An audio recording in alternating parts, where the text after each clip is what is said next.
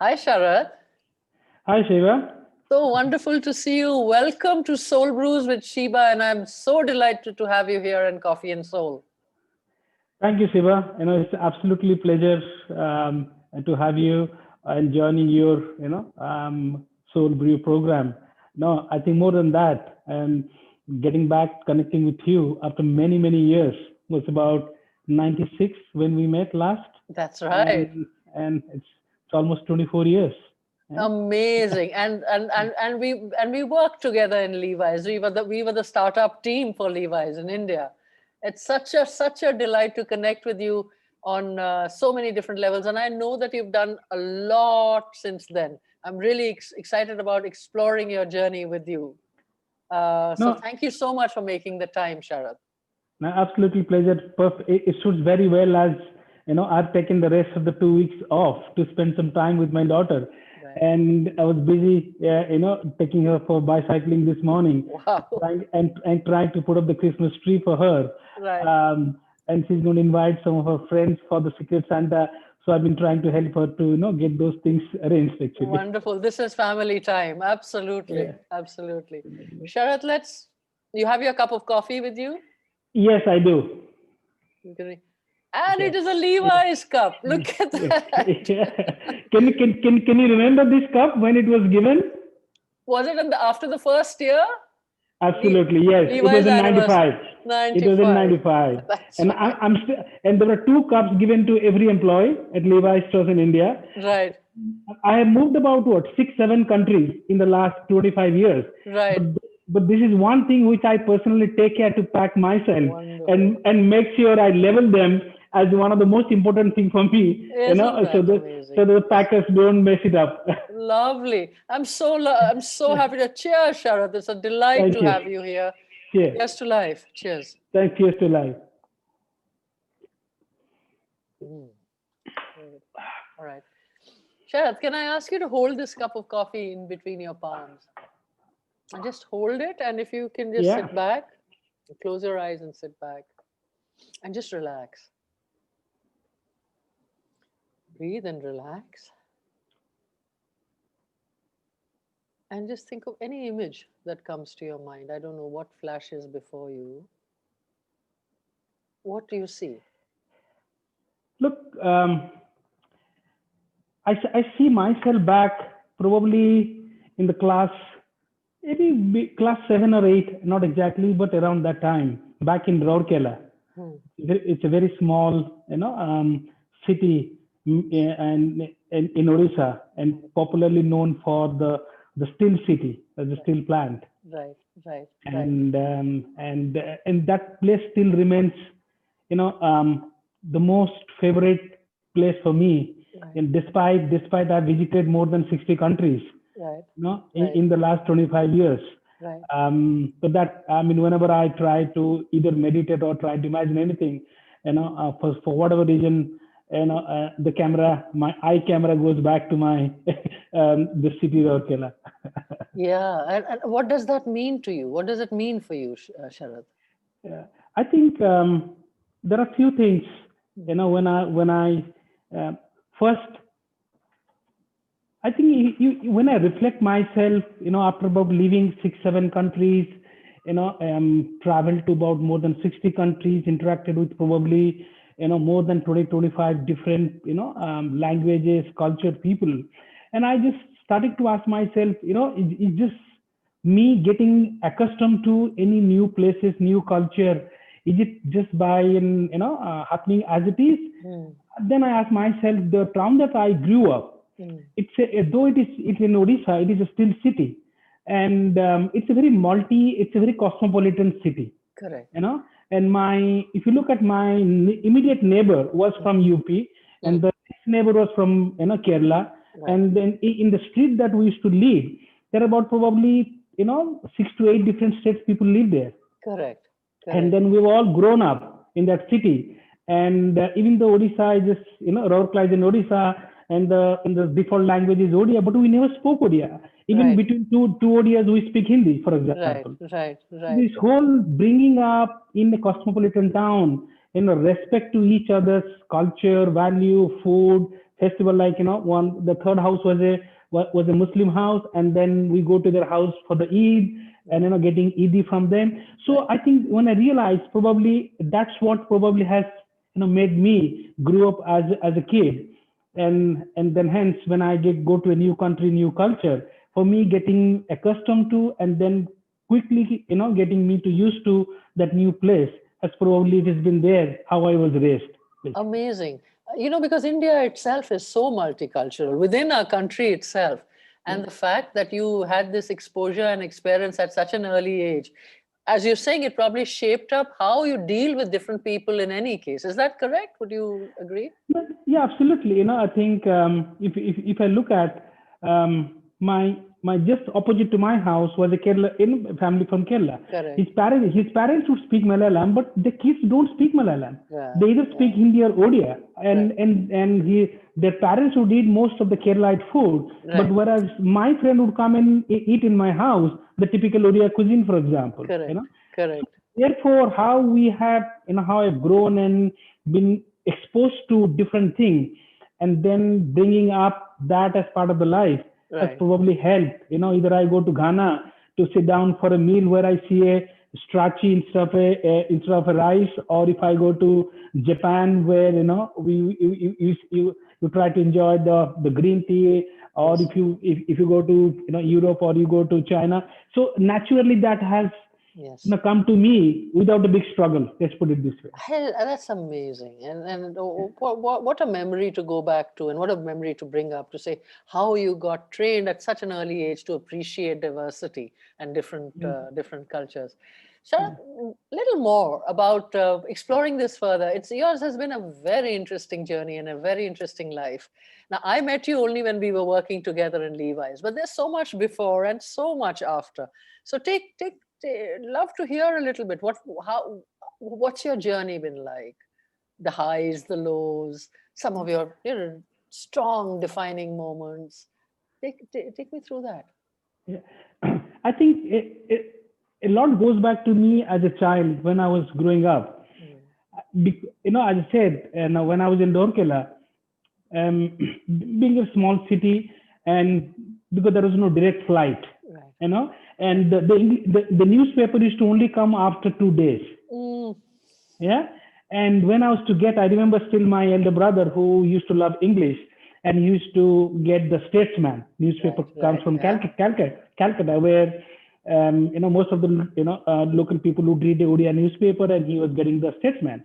And when the Statesman come, and I started to read that, but then I realized this news is 2 days old. Right. Okay. Yeah. And then I starting to hate that. As a person, I said, why am I getting this news 2 days old when somebody is getting this news is in Delhi or Mumbai or Calcutta? The fact that most of the press newspaper gets printed there, right. Or the same thing, like there is a flight or anything. Why do these metro people in metro have the privilege of getting things much quicker than me, who am sitting in this town? So that I've never reconciled that fact. And then that was my first, remember, the motivation. I said, look, you know what? I need to move out of this town. Right. It's like you can bring the water to horse, that kind of example. So the burning desire was to leave Rourkela and move out to a bigger city. Right. That was one which has influenced me a lot in terms of getting out. The second thing, which I still remember, have not reconciled one thing in my life. As when I was in my class 10, at that time I really wanted to get to the defense through the NDA. The NDA exam. Oh, I didn't know that, Sarat. Really? Yeah. Okay. Yeah. So, but the problem was, most of the people who go to NDA they go to the Sainik school, and majority of them go into the NDA school, which I didn't know all these things. But when I came to know that you get two chances. If you don't make the first chance, because of your age criteria, you only get 2 chances to sit the exam. So I just went without knowing what it requires to prepare and all that. I said I was a reasonably good student in the Odia school, and I thought I could probably clear the exam. Right. But then I went to the exam, and I was shocked within the first 5 minutes. Really? Why is that? Yes. the song, because just an example. I mean, it's a very candid. I'm just telling you. I Yes. didn't know what is full. I didn't know what was the English meaning of full moon day. Yeah. Okay, I knew what is in Odia. Right. Okay, but I didn't know. It's like it is a full moon day. This is an example. So like that, a lot of questions are in English. Right. And because I was studying in Odia medium, I Yes. didn't know a lot of the meanings. Yeah. I scored the math, I scored everything. Yeah. Where I did not score was in English. Yes. It's primarily because I was not preparing for that. I didn't know. Sure. Then Sure. and then I missed the qualifying by 1 mark. Oh my God. Oh my God. And when I missed it by 1 mark, then I just I could have scored that one. It's just Yes. because I did not. And that is where I started to tell myself, look, you know what, you will have to probably move out from this Odia medium. There's nothing wrong. Odia is still a great language and all Beautiful that. language. It's Yeah, and then but if you wanted to move out and do something else in life, you Yes. probably have to to that. So these are some of the things, other than raising in Dorkla has given me a fantastic education, because it was a steel city. Everything was given by the steel plant. Yes. And all that, and starting from getting the uniform to pair of shoes, and 2 meals in a day, Yes. and everything was given by the steel plant. Right. So I owe a lot to me, to my Raurkela, the city, and how I have been brought up, and of course the whole multicultural upbringing in Raurkela. Right. That probably I would say put the foundation on me. And then after my graduation, it was just the whole thing about leaving Raurkela, coming to a bigger Yes. city. Yes. And it was there in my mind, but I was to wait for a particular incident or something event, so that that makes me or kicks me out of Raurkela into a bigger town. Right. On that year, I was I was a reasonably good student. I did not get into medical or engineering like any steel city. Parents, ambition is for their children to become an engineer. Right. And work for the steel plant. Right. So since I did not get into engineering, then my dad said, look, then you better go do BCom, start to learn some, Then I joined BCom. On that year, in the entire college, there are only 6 people passed. Okay. It was a tough year, and I was one of the 6. Wow. So the guy, another good friend of mine, he had the application of post-graduation from NIIT, then from the computers, Yes. from Bangalore. Yes. And he said, look, Sharat, I can't go because I didn't clear the BCom exam, so I have to retake next year. So if you want to go to Bangalore, here is the application form. Yes. So I took the NIIT application form, put it, and then I got an admission, and that was my trigger point, to leave Raurkela and come into Bangalore. So that's how it happened. That's how it happened. That's how it happened. Yes. Yes. And then I I did my post graduation there. The whole plan, my parents' plan was that, okay, you finish it up and come back and get a job in Raurkela. But I knew that from the day one that I'm not coming back to Raurkela. That was your ticket out, and you were not going to. That's right. Yeah. And then in the campus interview in NIIT, I got a job, and then I stayed back in Bangalore, and I think that was my first job in Microland, and Yes. 89, 90, Pradeep Car's company, and I joined them as a systems analyst, trying to implement all the financial general ledger systems. And then after about 4 years working with them, 94, this is where I saw this in the Deccan Herald newspaper in Bangalore, that Levi's has come into Bangalore, and they are looking to hire somebody who could do everything, under the roof when it comes to, technology. Correct.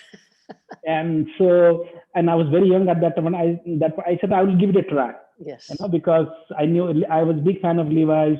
Every time I had an opportunity to, whoever was traveling to abroad to get me a pair of jeans. So I didn't go for the job. I applied for the brand. For the company, for the brand, exactly. So at that point of time, I think most of us did that, didn't we, Sharat? Most of us did that. Absolutely. At that time. Yes, go ahead. Yes. Yeah. And then I applied for that, and then I got a call for an interview. And at that time, there was no office. And the guy who was managing all the headhunting, he used to be based in NG Road, Mittal Tower, the Right. brown color building, if you remember, next to HSBC. Yes, I remember that. Yeah, and then I met him there, and then he said, there is somebody who's from San Francisco will interview tonight. Yes. Okay, and then this is the first time I'm having somebody to talk to from outside Bangalore for an Right. interview, and there's a guy called Smith Revere, and he was Asia Pacific head of IT, Right. and then he interviewed me, and then the next day I got of course those days there was no phone. I was living with somebody sharing the accommodation, and there was no phone, but I had the address. Right. So 10 o'clock, somebody standing in front of my door, and that was this headhunting guy. He said, "Look, Sharat, I know that we spoke yesterday. You had a call last night. I want you to meet the general manager of Levi's." And that was Sanjay Chaudhary. that was Sanjay Chaudhary. Yeah.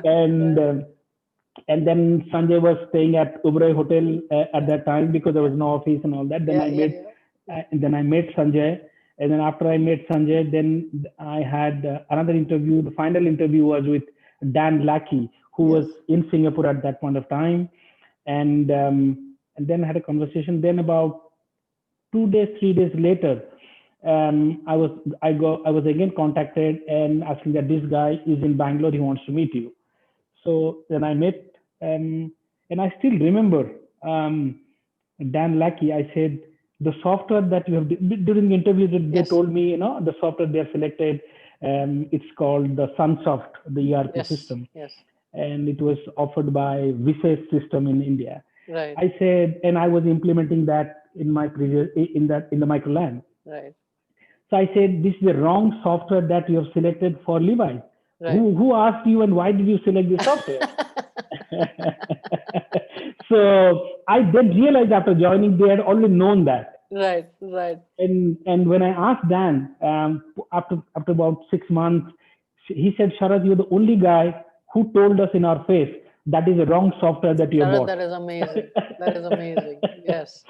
And then the story continues. And then I joined in the Levi's. And then obviously it was the wrong software. Then we had a lot of, because if you remember, Levi's had decided India would be the first country to start with the full automation. Correct. With warehouse management system, point of sale, and all that. Yeah. So it was all, it was a matter of credibility for Levi's India. So then it was a discussion between Smith Revere and Sanjay, myself. At that time, there was another lady called Vasanti Godbole, who she came from San Francisco. Said, so what should we do? This is not the right software. We've already made an announcement that we will be launching the business with, first pair of jeans going into store with an warehouse management system. I said, okay, do one thing. I can fix this, but I need about 2-3 people and to get this to work. Right. And then it was all agreed. Then I was given 2 people to work with me. I sort of redesigned the entire, warehouse management, order management. If you remember the word called, what it's called, LOPS, Levi's Order Processing System. Yes, that's right. That's right. LOPS. I remember that. I think the birth of LOPS. This is the story behind it. It Absolutely. was not that. Yeah. It's amazing, and I was working in the retail at that time in the stores. I was looking after North and East, and there was a lot of using of that as we went later, right? Even for our distribution, we had worked on that, right? So, true. So that's how it happened, and it did a lot of hard work happened. And as you may remember, I still remember Sanjay in one of the annual day party. He said, "There's one guy who opens the shutter of Choriapa complex." And it's the guy who goes at the end who shuts down the shutter. And that was you.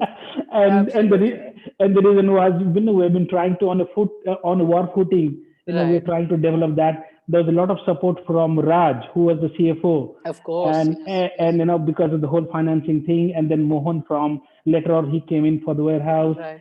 And obviously these are the people who really worked with. So Sharat, I'm coming in here. So what was your learning from all of this?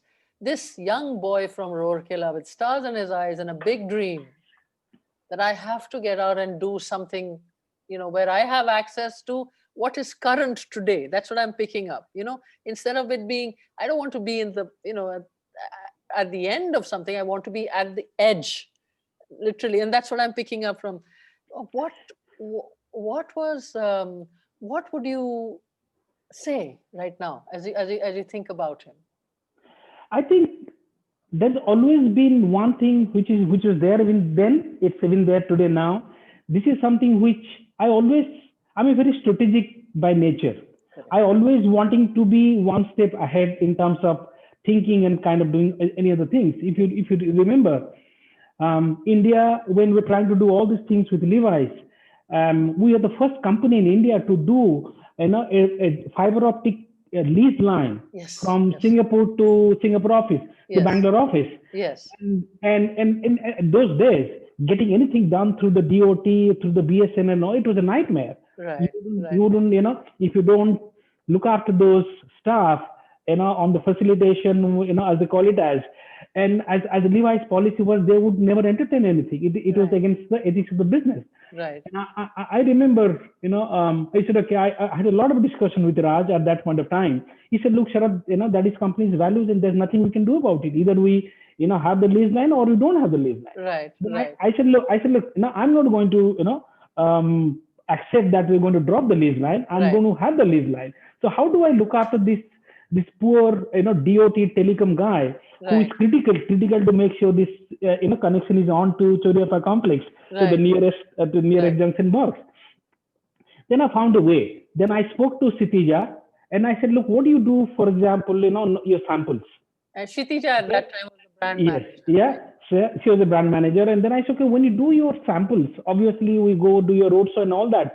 Why don't we probably take those samples and give to some of our business partners who really value? That's not, it's like either you send it to recycling or, all that. But why don't you, let's give it to Kshitija. I may not remember this, but that is how I try to, take some of the samples. Then when there are some, defects used to come from the factory, I used to go, okay, let's take that defect with a 40% discount and all that. And then I used to spend some money from my pocket and give it to this lineman for his son and daughter. Right. Amazing. Amazing. So that he what look was after. The motivation? So he could look after them. Yeah. But my motivation was, look, he's a key guy. Without him, this lease line will not be on. And I can't, Levi's as a company will not bribe anybody for anything. But and he's a key guy, I need to find a way, to keep the things going. And with still staying on the conduct lens or the ethical standard lens, giving them a 40% discount, which was offered to the staff, to a DOT lineman's children. There's nothing wrong about it. And then if I look at maybe, God's grace, the children would have probably, been better off now. They would have probably exposed to Levi's, would have become a Levi's customer afterwards, for example. Correct. So always thinking about it. And that's I think a lot of learning for people who are also going to be listening to it, especially the younger ones, to say how do you ensure that you're constantly thinking about strategically thinking about what is the best way forward. And you consider that this has always been a strength for you, Sarat? This has always been strength. And when I start to try to replay the movie of my life in the professional life, and I could probably see one thing that is common. Every single job that I have taken, if you look at from Microland to Levi's to the bank, every single job is absolutely different. There's no relation. And the reason why I deliberately do that is so that at least I push myself to the new boundaries and try to get new things. When I was sorry, I'm coming in here. So are you saying that is something that's a driver for you? Pushing yourself, new boundaries, learning new things, moving into challenging yourself. Absolutely. Yeah. Absolutely. Even today I do that, because as I'm speaking, this week is my last week of a digital transformation course I'm taking with an MIT USA. Wow. It's a 6 weeks very intensive program. Every week one module. If you don't pass, then you have to retake, and then you go to the next step. So I'm now trying to, learn myself. There are things which I wanted to do, for the next 3 to 5 years. So yes, and Okay, pushing so let me myself. ask you, what next? What next? Where are you planning to go in the next 3 to 5 years? Next 3 to 5 years, there are two things in my mind right now. If you look at what it's almost, if I started working in 90s, it's almost 30 years now. Yes. So the whole intellectual experience, what I have learned for myself, I want to give it back over the next 10 to 15 years to the industry. Okay.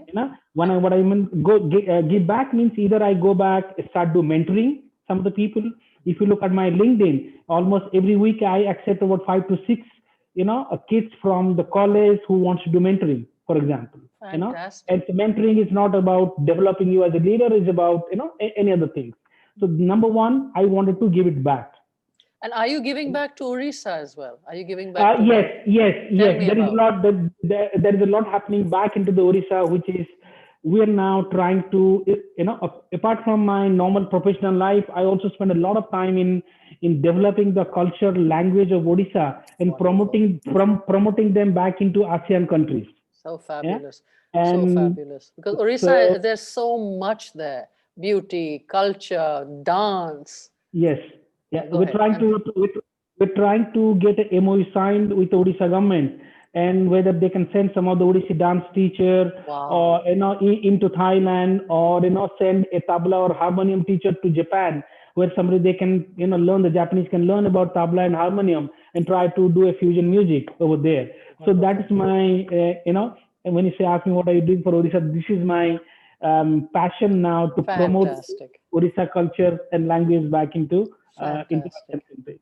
I am so delighted to hear this. So you're saying in your LinkedIn profile, as it shows up, is you're mentoring a lot of youngsters in college as well. Yes, I do that. Yeah. And then you ask me what I want to do. Obviously, as everything, the whole world is moving to digital. Yes. Whether it is a blockchain, machine learning, and all that. Even though for the last decade, when I started my banking career, I sort of, didn't do much of technology that I used to do before joining the bank. Right. It's a very frontline, a client role. But now I've realized there's a huge upside in the banking industry to bring the whole digital transformation and adopting all the technology solution. And that is something which I want to do, not as a core, pure banking job. It's a very predominant digital disruption, as you can call it as, or the banking as a service. As you can see that you will find that word. And that is where for the next 3 to 5 years, I wanted to focus on before I, stop working. Fabulous. So tell me, would you advise youngsters, what would you tell them if they want to get into this digital disruption mode? What would you advise them on? Would you say it's a good thing to do? How would you imagine a Sharat, your age, somebody just starting out, much younger to you, a younger Sharat, if you can just think of that. What would you tell him or her? Yeah, I think there are 2 or 3 things, which is exactly has what I preached myself, adopted myself, even then from the age of 20, even now. I think this whole thing called impossible is nothing. To me, that is, it has to start in your mind. Everything is in your mind.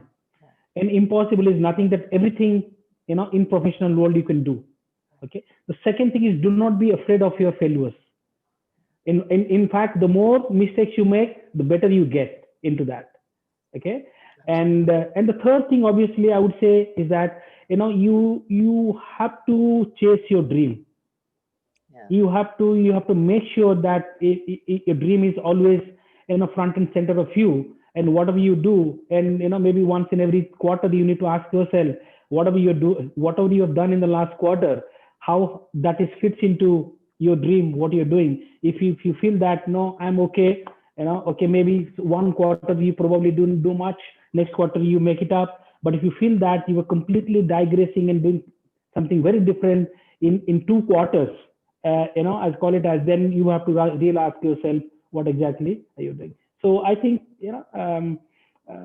if you believe that impossible is nothing, and keep chasing your dream, and they will come to you. Wow, that is. And then do not be afraid. There's nothing to lose. Sure. There are many times I've seen people are very afraid of losing. I was just, as an example, when I was learning MIT course, this whole course about cyber security. The professor said, look, many, many years back, they've decided to open a lab in MIT where they encourage people to hack other systems. Yeah. So mostly you'll be hearing about how do you learn to defend or make sure the hackers don't attack your system. But they went other way. They said, look, this is a lab. You go and hack all the emails or any systems, medical, anything. Hackathon kind of a thing. Hackathon kind of thing. And if you really want to peel the onion of that particular philosophy, if you're thinking around that, the more I can penetrate on hacking, the better defense I can make. Without knowing what are the holes, you will not be able to close the holes. So the whole philosophy is you really need to know what are the different ways that people can hack. Only then you should be able to make a robust platform or a defense system. That is amazing. To stop. How does it apply to your life? This philosophy. I mean, this philosophy, if you look at, there's no afraid. I remember when I took after Levi, I left Levi's, in 2001. I took up a job in UK with a Black & Decker, running their region, EMEA supply chain manufacturing systems. And then within about 2 years, I just realized probably this job doesn't have much of upside, for example. Right. And we're very happy. It was, it's a very nice location. My house was overlooking, the Windsor Palace, for example. Wow.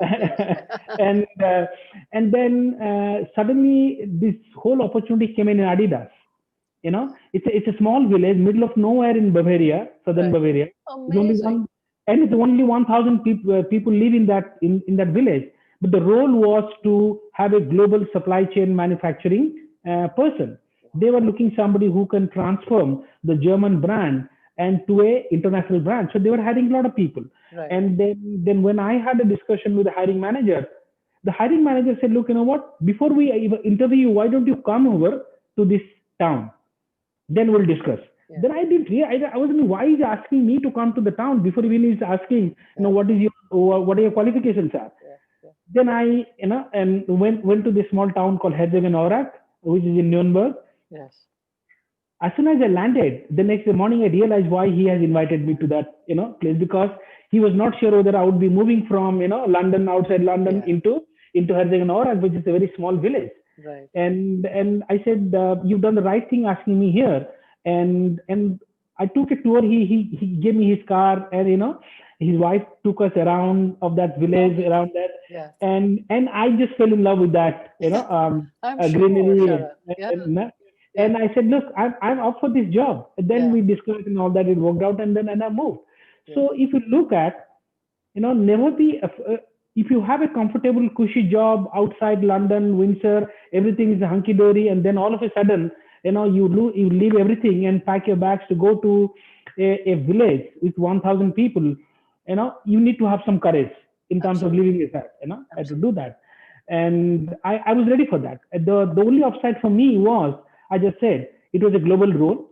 And what sold me the job is they wanted to transform a German brand to an international brand. Right. And I said, I let be part of that journey rather than sitting with Black & Decker and, keeping the lights on. Yeah, absolutely. That is amazing, Sharat. And after that, you moved into banking, right? Yes, I think that was my last job in Germany. And after about 5 years, we couldn't see ourselves as very long-term living there for personal reasons. And then since we had lived in Singapore, closer to India, socially and all that, we decided to come back to Singapore. And it was not that I was planning a job in the banking line. And then suddenly a friend of mine who used to work in the bank, he said, would you want to change your career, come to a bank? I said, why would a bank hire me? I've never been a bank. I've been a fashion, footwear, fashion, apparel, manufacturing guy. He said, no, they're looking for somebody who has a global, background. Right. And then this is the fastest hiring experience I ever had in all my jobs. They must have snapped you up, Sharat. No, it's about 45 minutes interview on the phone, and next day morning the offer was made. Amazing. Okay, so I asked myself either, I was that good or they were desperate. Okay. Then when I joined here, then of course the manager first, welcoming and all that, and then gives me a ticket to go to Shanghai the same night, Wow. Okay. because the bank had a very huge program to run Right. in Shanghai for the RMB trading, Right. and Standard Chartered was only the fifth bank to be given the license to do the RMB trading, and then so they asked me to run the entire program, Yeah. which is, you can imagine, knowing nothing about banking, and knowing Amazing. nothing about your forex, which is RMB, and then you have to deal with regulators, and more importantly, the CEO of the company has clearly said this is a matter of credibility, and we have to trade on the day one. Right. Yeah. Yeah. Yeah. So it's like Yeah. no pressure. You had to literally hit the ground running, didn't you, Sharat? My God. And I just took up the challenge, and I still remember, and the control, they call the war room the control room before Right. before the first trade goes online. By the time, almost 72 hours in the control room, non-stop, 24/7, and then we made it. So coming from retail background to a banking to do FM trading, and I just said it goes back, reflects the same thing. Then I was not afraid of anything, Yes. and You I just took it on. Yeah. took it on. And Sharat, if I was to ask you you've said some things which are so unique, but if I was to ask you to even reflect deeper and tell me, what is your unique gift to all of us? Each individual has something unique to offer. Nobody else has Sharat Mohanty, right? yeah. There is only one. That Sharat Mohanty, what is his gift to humankind? His perception, his way. And each one of us does have a gift. What do you think yours is? I think probably the best way I can respond to that. A lot of my friends, colleagues, keep asking me. So, okay, your daughter is now 14 years. What do you want your daughter to be? Okay, I said, at home we've discussed that, and my daughter also asked me the same question, Papa, what do you want to be? I said, look, my only expectation from you is that you being a good human being. There's nothing else. That's what is my expectation. That is what I can help you to shape up to become a good human being. Even if I have the wish to become a doctor or engineer, there's nothing that in your control, not in my control. So, but what is in control within you and me is to shape you as a good human being. So taking that philosophy, as I think probably we briefly chatted, when I worked in my professional career, if I leave this has come in various interviews, how do you define yourself as a leadership style? I said my leadership style, or me as a Sharat Mohanty, if I move on from a role, I want to remain in people's heart, not in people's brain. Absolutely. Okay, that is so powerful. Yeah. That is so, and I think you probably would have achieved that time and time again, Sharat. I mean, yeah. I'm sure there are many people who remember you for what you've done for them. Yeah, absolutely. Yeah, that is so. Yeah, go ahead. No, I said, whether I look for somebody in Japan when I was working during Levi's days, he still remains one of my best friends, even though we have not seen each other. Or if I look back to Germany, when I went, part of our relocation, the relocation agent who was helping us to find a house, he still remains as a very close friend. I still remember when we were moving into Germany and to, helping her, she was helping us to find a house. She said, Sharat, I normally don't ask this to German, but I can't stop asking you. We wanted to film this experience of yours, It is not that because there are not many foreigners coming to this town from India, and I wanted to record that and then then film it live it on the TV channel. And I said fine. Then as we started to look for house and for grocery, the whole crew was following us.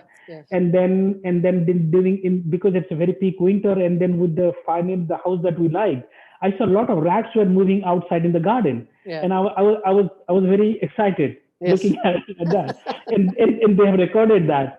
And then when it was played in the national television in Germany, a lot of my friends, and then German friends called me back saying that, Sharat, we just loved it the way you have reacted.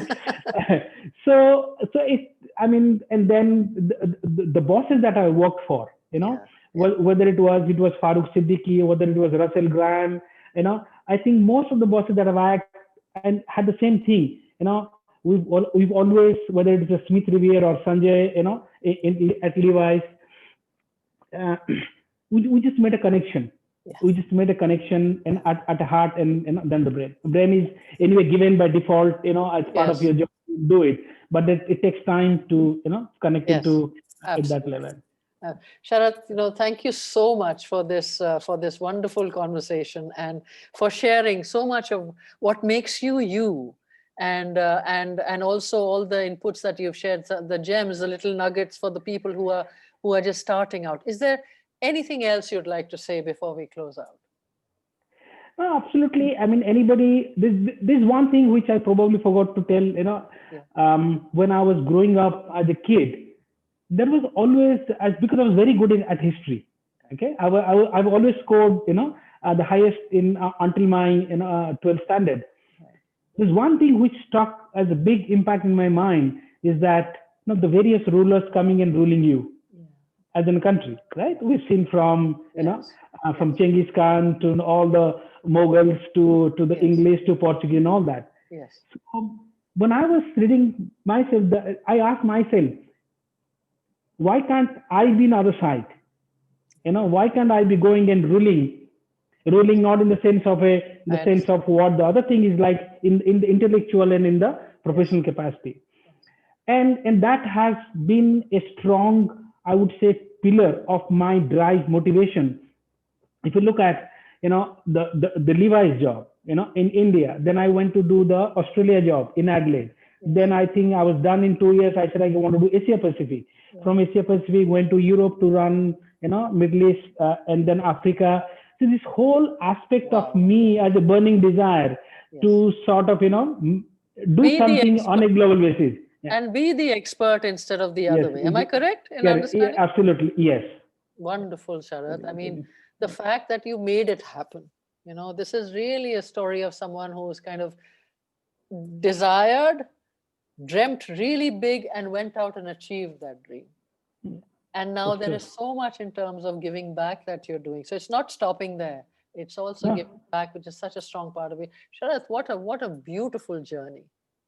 Indeed, I think God has been very kind.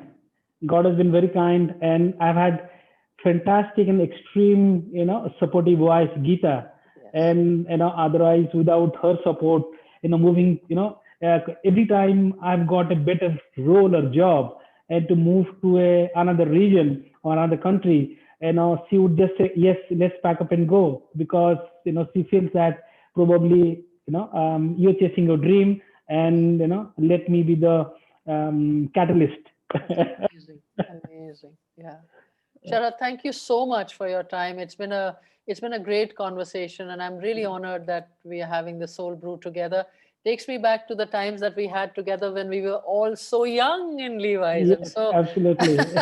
But it was such a beautiful experience, and in bringing Levi's to India, all of us together.